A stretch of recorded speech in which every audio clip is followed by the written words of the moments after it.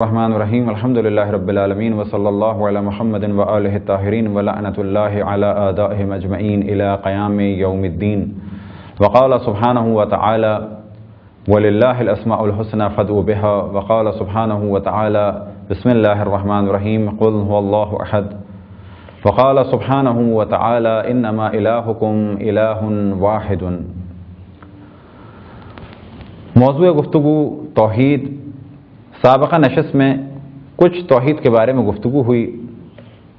توحید کو عام طور پہ 4 اقسام میں تقسیم کیا جاتا ہے، جن میں سے پہلی قسم ہے توحید ذاتی۔ توحید ذاتی کو بھی 2 زاویوں سے دیکھا جاتا ہے کہ آیا توحید ذاتی کے معنی کیا ہیں۔ تو توحید ذاتی کے 2 معنی ذہن میں ابھرتے ہیں، جن میں سے ایک یہ کہ خداوند تبارک و تعالی یعنی وہ اللہ، وہ ذات، وہ واجب الوجود کہ جو تمام عالمین کا خالق اور مالک ہے، وہ ایک ہے، جس کی ہمیں عبادت اور بندگی کرنی چاہیے، وہ ایک ہے۔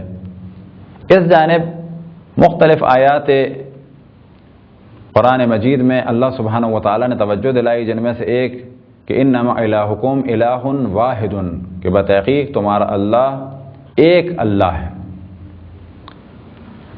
تو ایک تو یہ معنی ہو گئے توحید ذاتی کے، اور دوسرے معنی ہیں توحید ذاتی کے کہ خداوند تبارک و تعالی مرکب نہیں ہے، کسی چیز سے مل کے نہیں بنا۔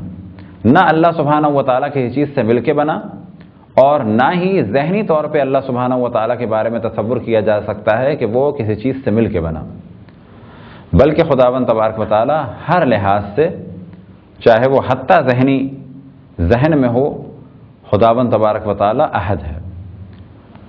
لہذا خداوند تبارک و تعالیٰ کی توحید کے ضمن میں یا بالفاظ دیگر خداوند تبارک و تعالیٰ کا جب ذکر کیا جاتا ہے اور کہا جاتا ہے کہ خداوند تبارک و تعالیٰ اپنی ذات میں بھی احد ہے یا واحد ہے، تو بعض دفعہ کہا جاتا ہے وحدانیت خدا، اور بعض دفعہ کہا جاتا ہے احدیت خدا،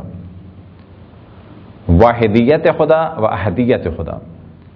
جس لفظ کے ذریعے سے بھی آپ اس مفہوم کو سمجھ سکیں، لہذا یہ 2 الگ الگ معنی ہیں۔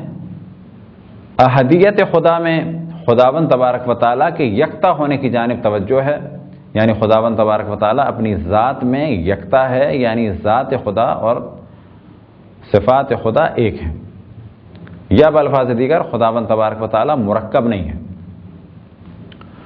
اور دوسری چیز کیا ہے کہ خداوند تبارک و تعالیٰ واحد ہے۔ قرآن مجید میں لفظ واحد بھی آیا، انما الہکم الہ واحد، اور لفظ احد بھی آیا، قل هو اللہ احد۔ یہ دونوں معنی توجہ دلاتے ہیں اللہ سبحانہ و تعالیٰ کی توحید ذاتی کی جانب۔ ہم قائل ہیں کہ اللہ سبحانہ و تعالیٰ احد ہے، واحد ہے، اور ہمارے مقابلے میں مجوسی یعنی پارسی وہ قائل ہیں کہ ایک اللہ نہیں ہے بلکہ 2 طاقتیں، ایک کا نام ہے اہریمن اور ایک کا نام ہے یزدان۔ جس نے شرک کو خلق کیا، جس نے برائیوں کو خلق کیا وہ ہے اہریمن، اور جس نے خیر کو خلق کیا وہ ہے یزدان۔ ایک خیر کی طاقت ہے، ایک شر کی طاقت ہے، جبکہ ہم قائل ہیں کہ اللہ سبحانہ و تعالی احد ہے، ایک ہی ہے وہ، اور کسی چیز سے مل کے نہیں بنا، مرکب نہیں ہے، یعنی ہم قائل ہیں کہ وہ واحد بھی ہے اور احد بھی ہے۔ اسی طرح ہمارے مقابلے میں نظریہ ہے تثلیث کا، کہ جس کے قائل ہیں عیسائی یا بالفاظ دیگر کرسچین یا نصارہ یا مسیحی، کیونکہ عام طور پہ لفظ نصارہ اور عیسائی مسیحی پسند نہیں کرتے، وہ کہتے ہیں مسیحی ہیں۔ عیسائی کس اعتبار سے کہ ہمارے یہاں جناب مسیح کا نام عیسیٰ ہے، تو ہم نسبت دیتے ہیں عیسائی، اور ساتھ میں ان کا لقب مسیح ہے، لہذا انہیں مسیحی بھی کہتے ہیں۔ کیونکہ وہ ناصرہ میں پیدا ہوئے تو ان کے ماننے والوں کو نصارہ کہا جاتا ہے، اور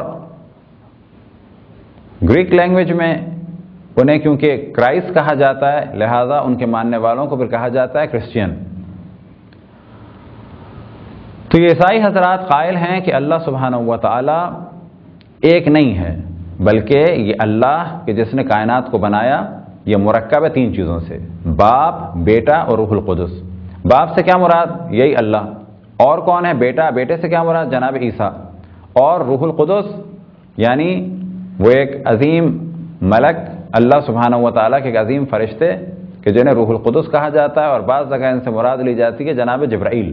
بالآخر ایک عظیم فرشتے باپ اور بیٹے سے مل کر ایک اللہ بنا، اور وہ اللہ ہے جس نے کائنات کو خلق کیا، اور وہی اللہ ہے جس کی عبادت کی جاتی ہے. یہ ہے وہ نظریہ جو عیسائیوں کا ہے. لیکن ہم کس کے قائل ہیں کہ اللہ سبحانہ و تعالیٰ واحد بھی ہے اور احد بھی ہے. عیسائیوں کا یہ اعتراض بہت پرانا، یہ نظریہ بہت پرانا، اور ساتھ میں وہ ایک اعتراض کرتے ہیں مسلمانوں پر، اور یہ وہی اعتراض ہے کہ جو نجران کے عیسائیوں نے رسول اللہ صلی اللہ علیہ وسلم سے کیا. اور وہ اعتراض یہ تھا کیونکہ وہ جانتے تھے کہ رسول اللہ صلی اللہ علیہ وسلم حضرت عیسیٰ کو مانتے ہیں نبی خدا کلمت اللہ، اور جناب مریم کو عذرا اور بطول مانتے ہیں، پاک اور پاکیزہ مانتے ہیں. لہٰذا یہ واقعہ شروع کے زمانے کا نہیں ہے، بلکہ اس زمانے کا ہے کہ جب نجران کے مسیحی اس چیز کو جانتے تھے کہ رسول اللہ کا کیا عقیدہ ہے. اور یہ کوئی نئی بات نہیں تھی، کیونکہ مباہلہ کا واقعہ 9 ہجری کا ہے جو زیادہ مشہور ہے. بعض نے 10 بھی کہا، لیکن جو زیادہ مشہور قول ہے 9 ہجری کا. 9 ہجری کے معنی یہ ہو گئے کہ 1 سال تقریباً 2 مہینے پہلے آپ کی شہادت سے یہ واقعہ پیش آیا. اور اس وقت مسیحی یہ جانتے تھے کہ رسول اللہ صلی اللہ علیہ وسلم کا کیا نظریہ ہے، کیا عقیدہ ہے جناب عیسیٰ کے بارے میں، اور قرآن مجید میں کیا لکھا ہے جناب عیسیٰ کے بارے میں. لہٰذا وہ آئے، اور آنے کے بعد انہوں نے سوال کیا کہ کسی بھی بچے کی ولادت کے لیے باپ کا ہونا ضروری ہے، اور آپ یہ جانتے ہیں کہ جناب عیسیٰ کے والد نہیں ہیں، تو 2 صورتوں سے یہ قضیہ خارج نہیں ہے. یا تو آپ یہ مانیں کہ معاذ اللہ جناب عیسیٰ گناہ کی اولاد ہیں، جو آپ نہیں مانتے کیونکہ آپ انہیں نبی مانتے ہیں. بس اگر آپ یہ نہیں مانتے تو بس یہ مانیں کہ جناب عیسیٰ اللہ کے فرزند ہیں. خداوند تبارک و تعالیٰ کی جانب سے جواب آیا ان مثل عیسیٰ عند اللہ کمثل آدم، کہ عیسیٰ کی مثال اللہ کے نزدیک آدم جیسی ہے، اور آدم کو خداوند تبارک و تعالیٰ نے مٹی سے خلق کیا. اس ایک مختصر سی آیت میں اللہ سبحانہ و تعالیٰ نے عیسائیوں کو جواب دیا. اور اگر اسی مختصر سی آیت کو پھیلایا جائے تو جواب یہ نکلے گا کہ اتفاق سے ایک عیسائی پادری سے ہماری ملاقات ہوئی، اور انہوں نے سوال یہی ہم سے کیا کہ آپ کو کیا قباحت ہے کہ حضرت عیسیٰ کو اللہ کا بیٹا مان لیں، جبکہ آپ یہ جانتے ہیں کہ حضرت عیسیٰ بغیر باپ کے پیدا ہوئے، اور کوئی بچہ بھی بغیر باپ کے پیدا نہیں ہو سکتا. بس ضروری ہے کہ باپ ہو، اور جناب عیسیٰ کا باپ کون ہے یہ آپ بھی نہیں جانتے. بس معلوم یہ ہوا کہ جناب عیسیٰ کے والد اللہ سبحانہ و تعالیٰ ہیں، یہ اس کا دعویٰ تھا.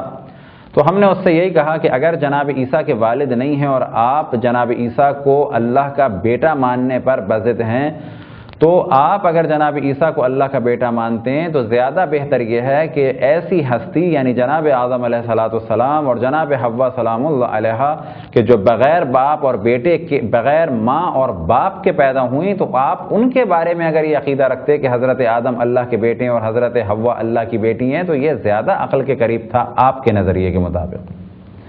نہ یہ کہ حضرت آدم کے کئی ہزار سال کے بعد جب ایک بچہ بغیر باپ کے حکم خدا سے پیدا ہوا تو اس کو آپ اللہ کا بیٹا مان لیں. اب اگر عیسائی حضرات جناب عیسیٰ کو اللہ کا بیٹا مانتے ہیں تو چلیں ہم کہتے ہیں آپ مانتے ہیں تو مانیں، لیکن جناب آدم کو اور جناب حوا کو اللہ کا بیٹا اور بیٹی ماننا ضروری ہو جائے گا خود ان کے نظریے کے مطابق. یہ ایک ضمناً گفتگو تھی کہ جس میں عیسائیوں کے نظریے تثلیث کی جانب توجہ دلائی.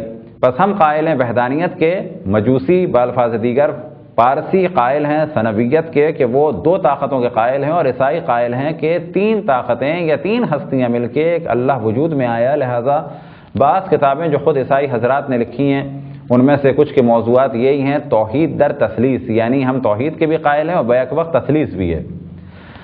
ہم مسلمان خصوصاً مکتب اہل بیت اعلان کرتے ہیں کس چیز کا کہ ہم اللہ کی وحدانیت کے بھی قائل ہیں کہ وہ واحد ہے، اور احدیت کے بھی قائل ہیں کہ وہ احد ہے.